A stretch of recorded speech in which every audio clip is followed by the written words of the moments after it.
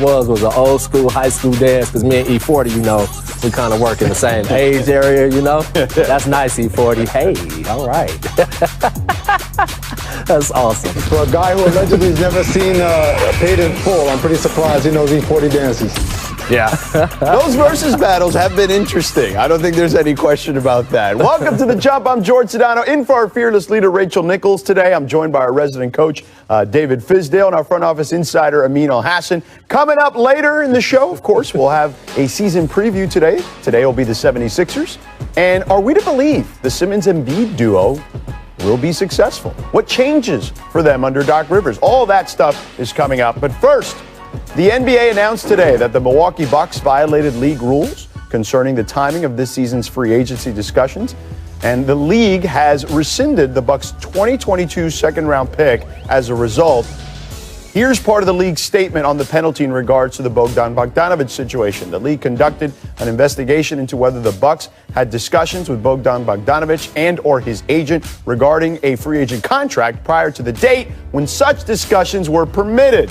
The investigation concluded that early discussions did in fact occur, constituting conduct detrimental to the NBA. The penalty took into account the Bucks' cooperation with the investigation, the absence of evidence of any impermissible early agreement on terms of a contract between the Bucks and Bogdanovic, and the fact that the team ultimately did not sign Bogdanovic. So, Coach, is this a fair punishment from the league?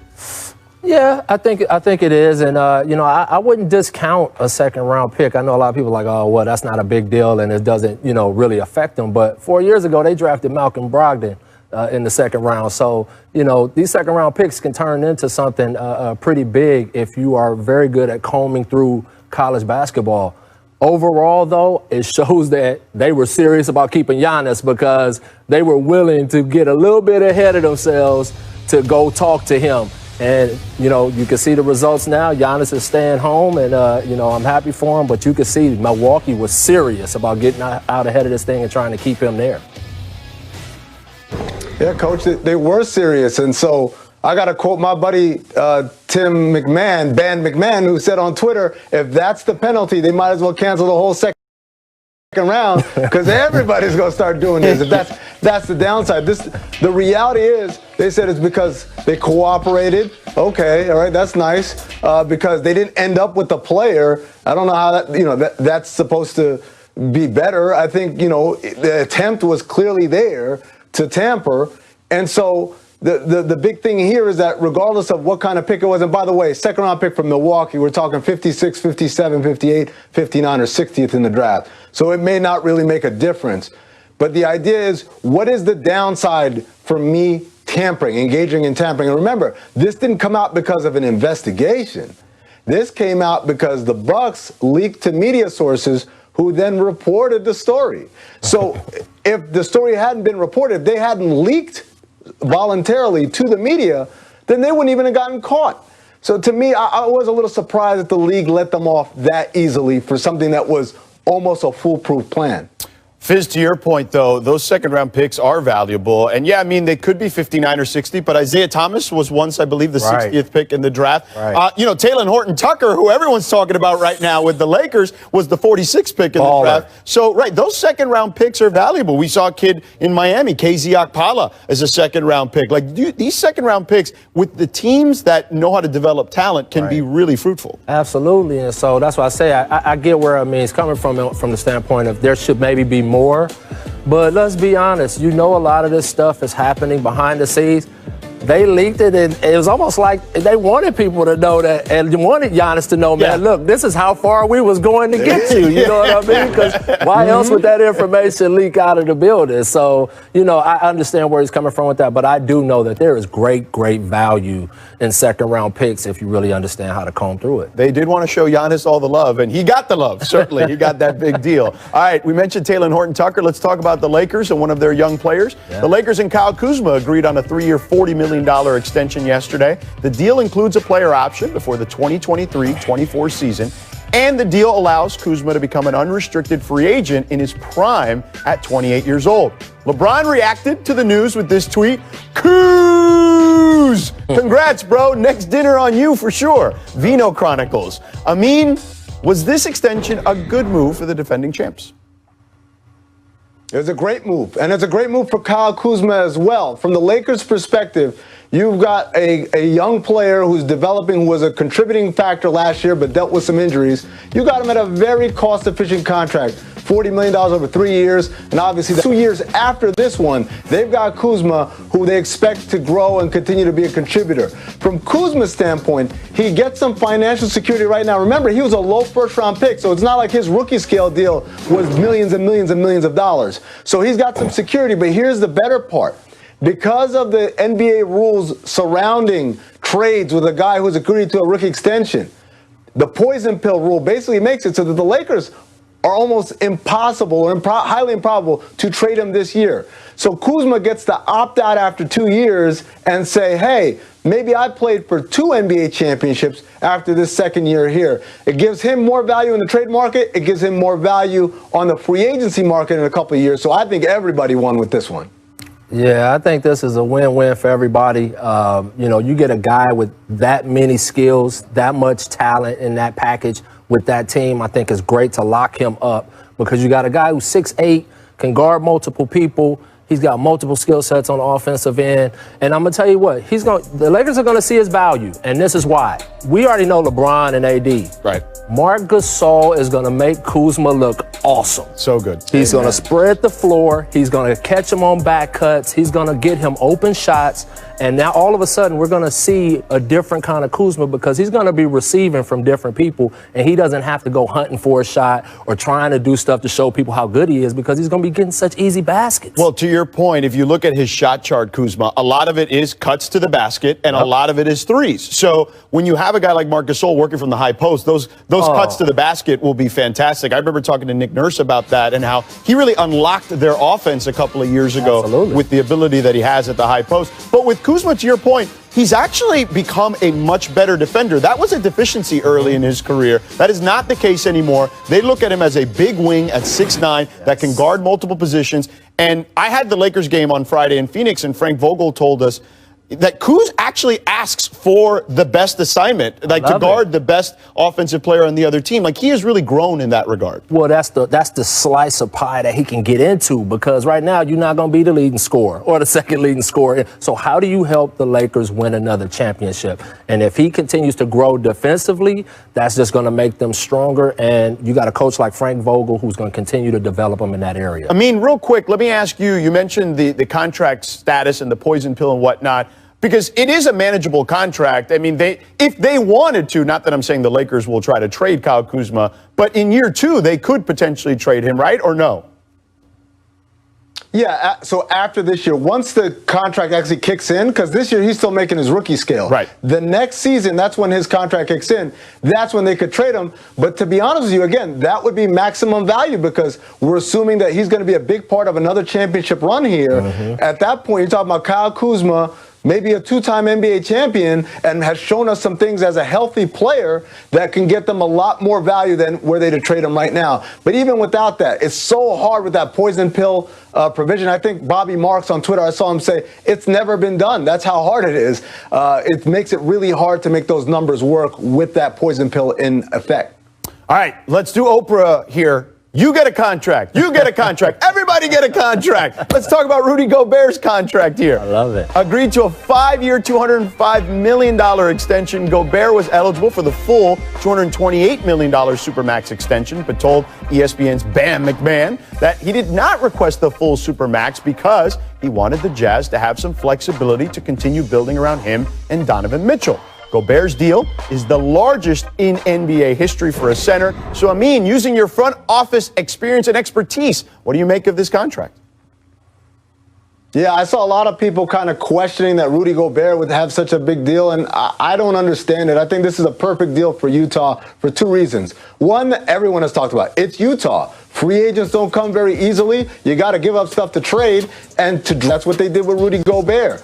right? So that's one thing, but I don't think that's the biggest reason. The biggest reason is he is a perfect complement to Donovan Mitchell. Yeah. Donovan Mitchell, an explosive offensive talent who can create for himself and others, but defensively needs a little help. Rudy Gobert, an elite defensive anchor, but offensively needs someone to create some of those easy dunks and layups for him. So together, they make a great complement, and that's why I'm glad to see that Utah's got them both under contract for 5 years after this one, because here's the reality.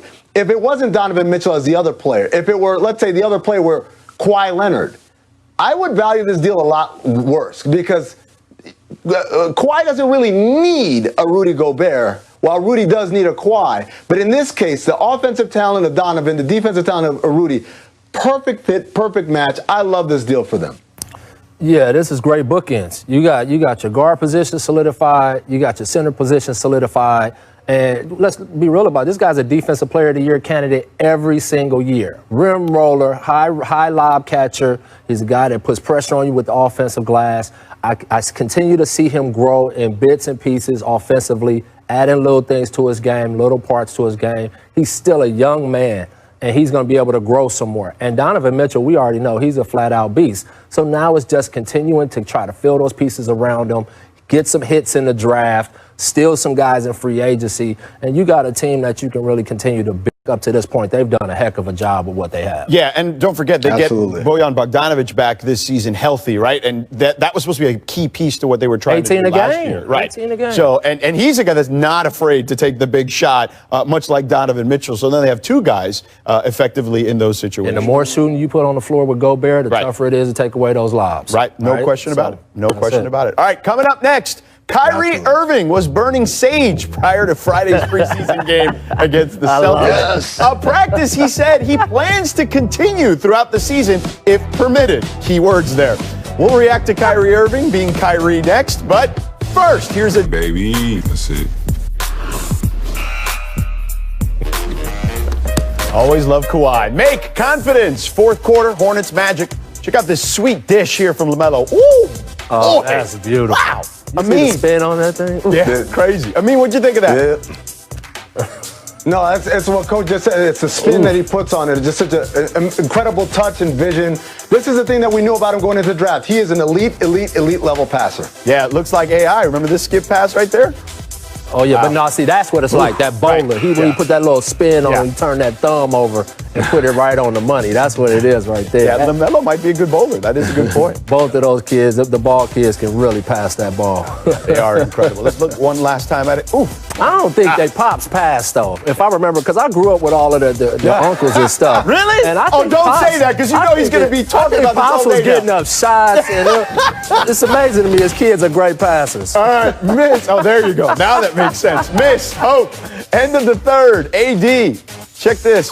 Sidestep three at the buzzer. Fizz, if he's doing this, is it a wrap for the season? Yes, and it is a wrap for the season, just so you know. This guy's unbelievable. He's 7 feet tall, doing step backs to the right hand, which is the harder way to do it for a righty. He's doing it like a guard. That's a Dame Lillard shot coming from your power forward / center or whatever the hell you want to call him. Yeah, the funny thing is, he don't even need to do that, right? It's a wrap anyway. It's right. Ain't nobody can guard him anyway, so he just made it unnecessarily hard. That's a great point, for sure. Next, make Weird Al, Bulls Thunder, Darius Baisley on the break, and Al Horford on the other end of the court will flinch. Watch this. Yeah, that's back. New team, same Al, I mean. Yo, let me say something about Al, man. I love the fact that for years we thought he was afraid of free throws. Because every time you go to that free throw lane and that first shot goes, he goes, And Al came on and he said, no, man, I do that to keep everybody loose, to make everybody laugh. And I didn't believe him. But here it is. That's the truth. I coached Al as a rookie. He didn't do this in Atlanta. I don't know where this has come from, this whole flinch thing. It looked like he dabbing almost, like he's trying to, let him know. But, oh, my goodness, I wonder why he does it. That's hilarious. By the way, that dunk by Baisley, incredible. Big time dunk, by the way, Yeah. I know we're focusing on the flinching, but the dunk was amazing, too. Miss Unts. Business decision by Chandler Hutchinson. Yeah, no doubt. Nets Celtics pick and roll. Uncle Jeff Green with the posterization. Come on. Biz, do people appreciate Green's dunk reel enough? I don't think they appreciate how many people he has posterized in his career. Jeff Green is known for dunking on people. I've seen a bunch of them in games against me. I've watched a lot of them on SportsCenter, but he has been known to posterize people, and he's still doing it at this age. That's fun to see. Yeah, man. He is. Coach, you know this. Every once in a while, there's a player that comes along that I don't think fans realize how big he is. Joe Johnson was like that. Yeah. Jeff Green is like that. He's a big dude. Yes. Don't get it twisted. He will dunk on somebody. Yeah, no doubt about it. All right, let's get to Kyrie Irving, who had Twitter buzzing with his pregame sage burning in his return to Boston on Friday. After the game, both Kyrie and KD were asked about it, and here's what they said. It just comes from, a lot of native tribes being able to sage, just cleanse the energy, make sure that we're all balanced. And when we come into this job and we come to this place, it's not anything that I don't do at home that I did today. I saged last game, and I plan to sage, almost every game if the opposing team would allow me to.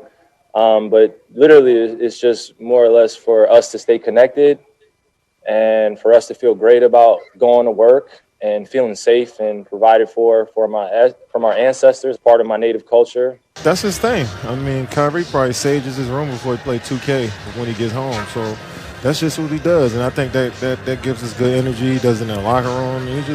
That's his thing, and we all respect him, and we all we respect his methods. He comes out here and plays extremely hard for us. All right, that was Kyrie in the postgame and KD with Cassidy Hubbard in the postgame. So, you heard Kyrie and KD there. What's your reaction to the pregame sage burning? George, I love it. Just like I love the sage that I got from Spillage Village of Dreamville. Thanks, guys. That's that box back there. They sent me some scents and some incense and everything. So I love it, man. I think this is the thing.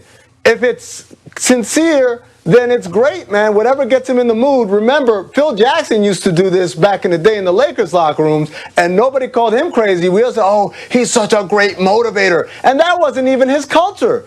Kyrie is legitimately Native American, so he at least has a claim to this. Phil just lived in Montana for a little bit. What's the deal there? But the other thing is, if it's not sincere, if he's trolling, I love it even better. Yeah. Because all the people are going to get up in arms and upset about it. How dare he? This is just beautiful. Beautiful. I love it. Shout out to you, Kyrie. Hey, man, my wife sages every house that we've ever moved into, and thank God I'm still married to her, because if I got divorced, that means the sage would have ran me off, right? So thank goodness that's the deal. I just think of Pedro Serrano when I see him from Major League. Yeah, for sure. As long as he's not killing chickens in the locker room, I'm cool, right? But I love it. Kyrie is trying to set the energy for the group. Hey, look, and if you're giving me the numbers Kyrie gives, you could do whatever you want. You sage the whole building if you want. I would imagine no coach will have an issue with None. that. And look, I'm with it. Like, I hope he's allowed to do it and permitted to do it in every arena.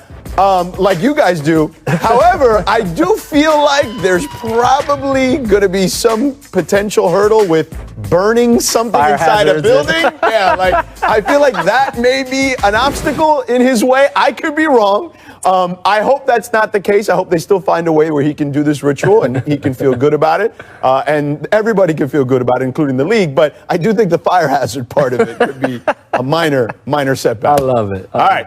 It's time for a quick break, but coming up, it's a preseason wrap-up edition of the Stat Market. We'll take a few statistical trends from the preseason, and we'll buy or sell if they can continue during the regular season, like Zion Williamson. Led the league in scoring in the preseason. Can it continue? There's the opening bell. The NBA preseason wrapped up this weekend. Despite the very small sample size, we're going to dig into the numbers for a round of the Stat Market. First up, Zion Williamson led the preseason in scoring with 28.5 points per game. He only played in 2 games, but saw a big jump in his minutes compared to his rookie season. With no playing restrictions, of course, on Zion now, we're looking to see if you are buying or selling, Coach, him being among the league leaders in points. Absolutely buying. I think this kid is a natural scorer. He's a matchup problem. If you go back to last year's preseason, he was averaging about 23 a game and like 4 games that preseason, and they were 4-0. And so to see him playing probably 6 more minutes a game this preseason in 2 games and his numbers making that kind of jump does not surprise me, and he's going to be sitting right there in that group all year long. Hold on. You want me? Okay. Sell. We're selling on this. We are selling on 28 points per game. That's way too high. Look, let me say this. Right? There's a couple of things that are in the way. One is conditioning. Can he do this every day, every game throughout the season? Two is it is the preseason. Coach is right. He did this in the preseason last year and shot like 79%. What happened when he played in NBA games? He was really good. He wasn't that good, though. Look. I'm excited for him, and the Pelicans should be excited. But 28 points per game in his second year, when he's barely played 20 games in his NBA career, me and my broker are saying we're selling. All right. Yeah, so. I'm buying. I'm with Fizz because if there's one thing I know about Stan Van Gundy, he's going to give his best player the ball a lot. And he's going to be able to score, and his second jump is so good, okay? So even when he misses around the rim, he's up faster than anyone else trying to get that first jump. So I'm going to buy on this one. Let's move on to another hot start. The Nuggets have carried their bubble success into the preseason. They have the third best offense, fourth best defense, and lead the league in preseason net efficiency. For context, the Bucks have led this category the past two regular seasons. It was just 3 games, but Amin, are you buying or selling Denver's preseason numbers? I'm not even consulting my broker on this one. I am selling. The fourth best defense in the Denver Nuggets when four of their best defenders have all left in the last 12 months? Yep. No. I'm not here for that. The Nuggets offense is going to be amazing. I'm here for that. But defensively, this is a team that's going to struggle all year long. This is the problem when we play 3 preseason games against 2 different teams. You just don't get a clear picture of what you really are as a team.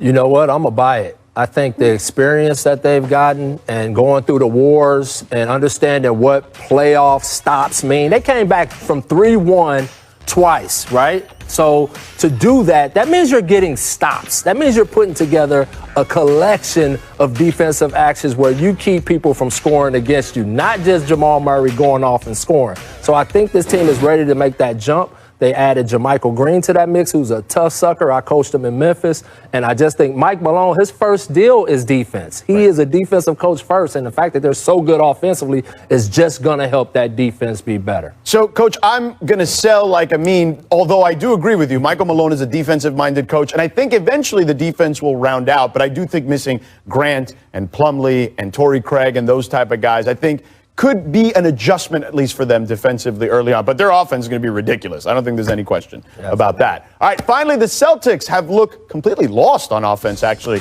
in their 2 preseason games. They shot a league-worst 23% from 3 and have the worst offensive rating in the NBA. Now, look, it's unlikely that they'll be this bad in the regular season, considering their talent. And, of course, they're hoping to have Kemba Walker back. But Coach, are you buying or selling a sign of what's to come for the Celtics? Oh, no, we selling that. That is no way the Celtics are going to be that bad offensively. I'm sorry. They got too many weapons, too many guys that's done it with the popcorn popping.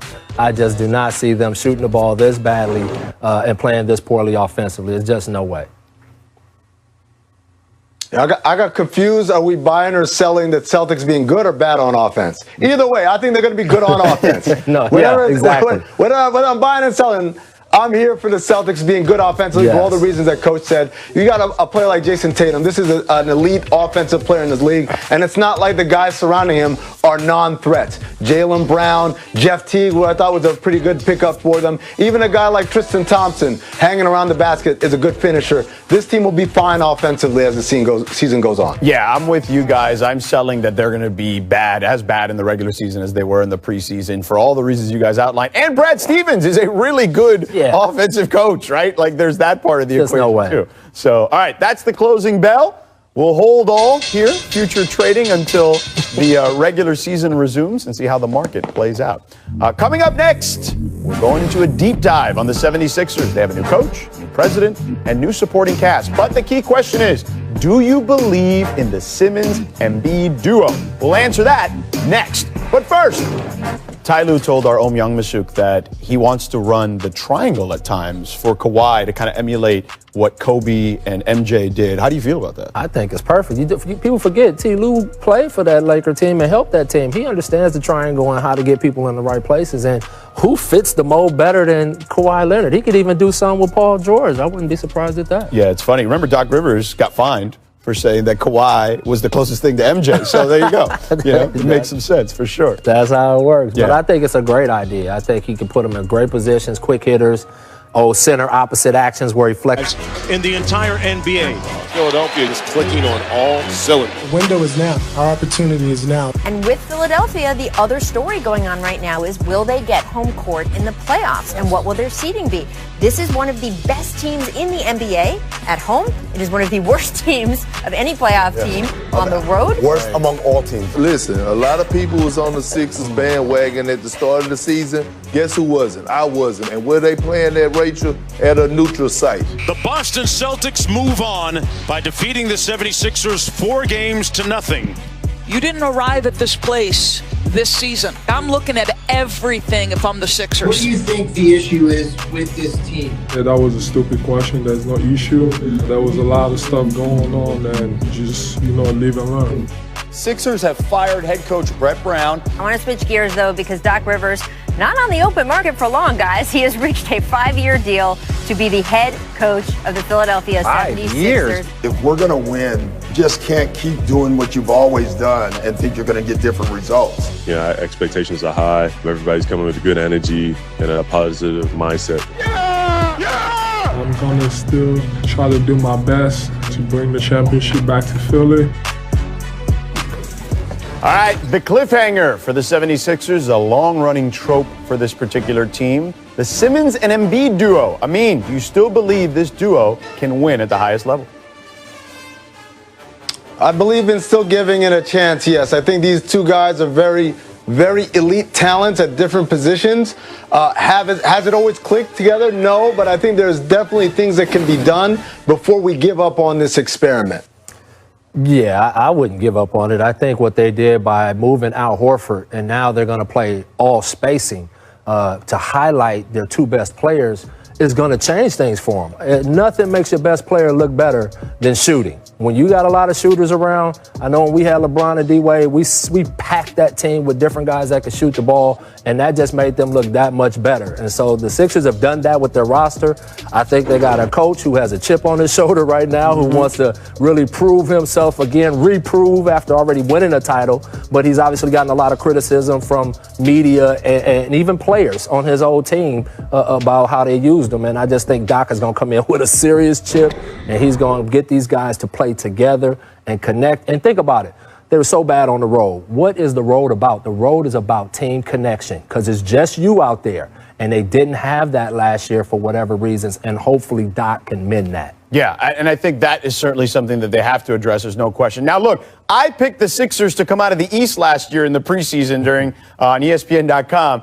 I don't know if I'm going down that path just yet. But I do believe in this duo. If you look at their surrounding cast, as you pointed out, Fizz, a couple of years ago, they had J.J. Redick, Ersan Ilyasova, Marco Bellinelli on that team. Simmons and Embiid that year, their net rating was like plus 18 or something like that. Then the next year, it was just J.J., right? They brought in Jimmy, they brought in less shooting, though. Now, I think that got cut in half. It was like plus 9, basically. Last year, it was like 1.6, plus 1.6 or something like that. They need the spacing. I think that is the biggest key for them. It allows them to roam and play their game. All right, next, the plot twist over the offseason was the hiring of Doc Rivers. Fizz, what changes most with Doc at the helm?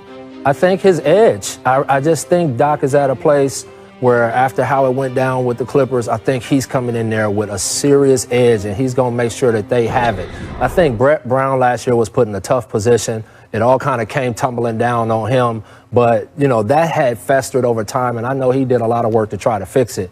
But they moved to Doc, and I think Doc coming in with that championship or bust attitude, and Embiid coming in the best shape of his life will put them in a place where that they're going to be a dangerous team.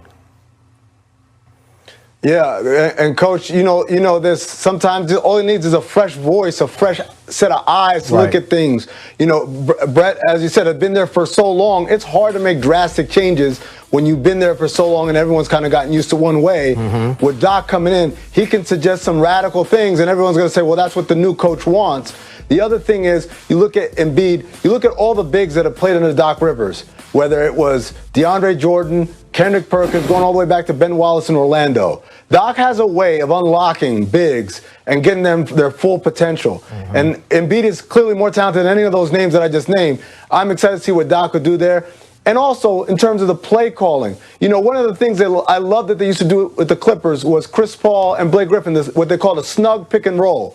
It was so low, it was almost down on the baseline. You can't go under. You can't do anything. They're so close to the basket, it's very hard to defend. I want to see Simmons and Embiid do something like that. That way, taking Simmons' lack of shooting out of the equation. I think Doc is going to be great for this team. Yeah, no, I agree wholeheartedly. You guys nailed it. All right, here are the games 76ers fans will need to binge watch in the first half of the season. They've got 5 huge matchups on ESPN, coincidentally, all at home. That's a good news or a good thing for Philly, obviously, because they were 31-4 at home, as we mentioned, but only 12-26 on the road last season. So, I mean, do you think they will be any better on the road this year?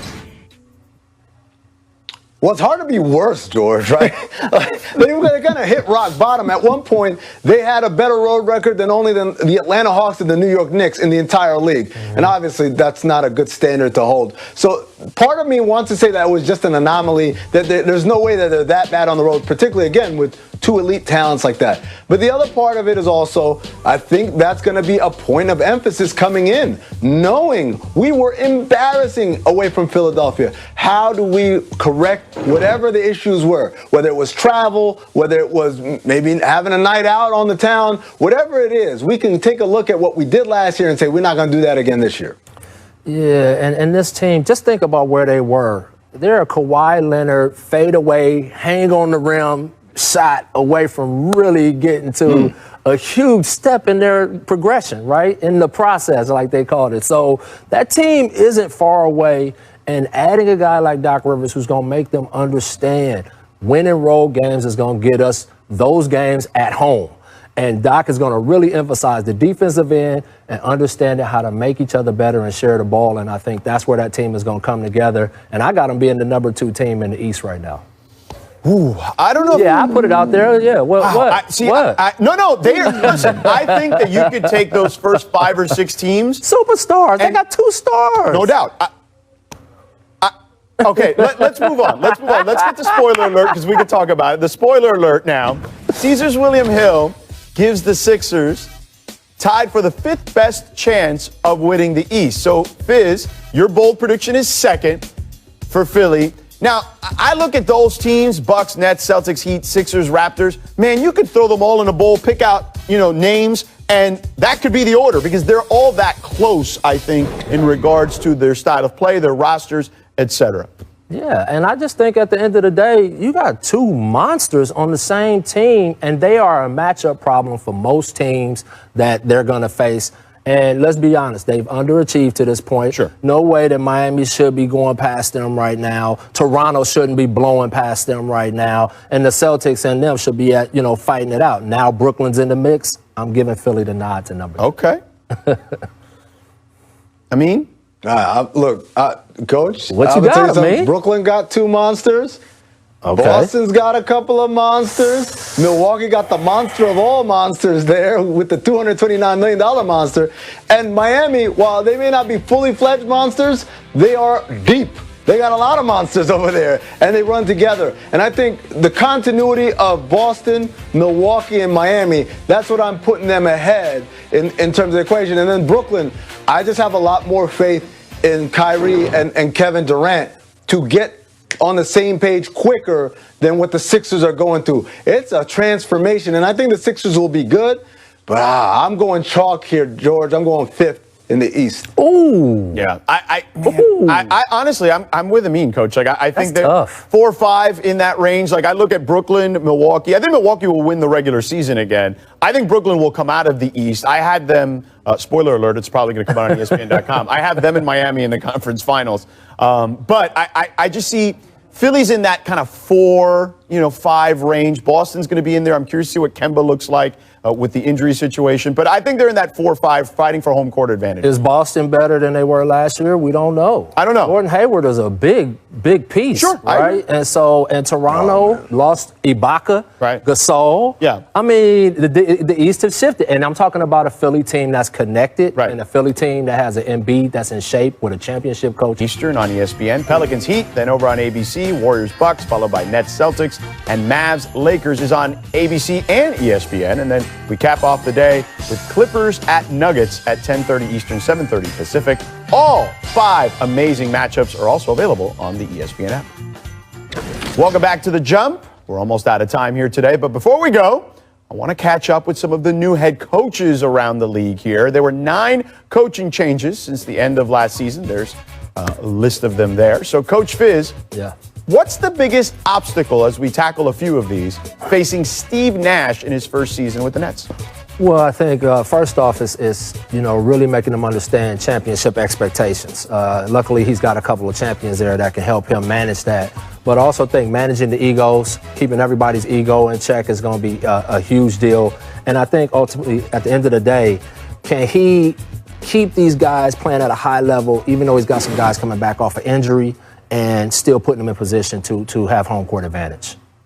I mean, yeah, I think the big thing is, how do you balance 2 guys who like to play a certain way with a different style that'll help everybody else on the team, and being able to manage that, as Coach said, manage those egos. You let them do what they do, but also get them to buy in to something that's bigger than themselves. And I think the reason why Steve got this job over several other deserving candidates was because he's got a different personality, and he can connect with those guys on a level that not many people in the world can. He is a former 2-time MVP, and they would respect his opinions. So part and parcel of that is selling them on things that maybe they wouldn't have bought from someone else. And I think that's the biggest obstacle that Steve's got to face in his first season.